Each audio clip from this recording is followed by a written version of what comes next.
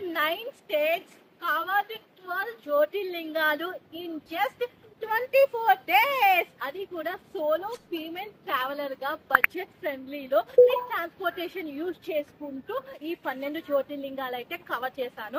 నాకు వచ్చిన common question, 12 జ్యోతిర్లింగాలు కవర్ చేయడానికి బడ్జెట్ ఎంత అయింది, రూట్ మ్యాప్ చెప్పండి అని. టోటల్ బడ్జెట్ ఫర్ 12 జ్యోతిర్లింగాలు ఈస్ 39,588. మీరు వింటున్నది నిజమే. రౌండ్ ఫిగర్ 40K అనుకుందాము.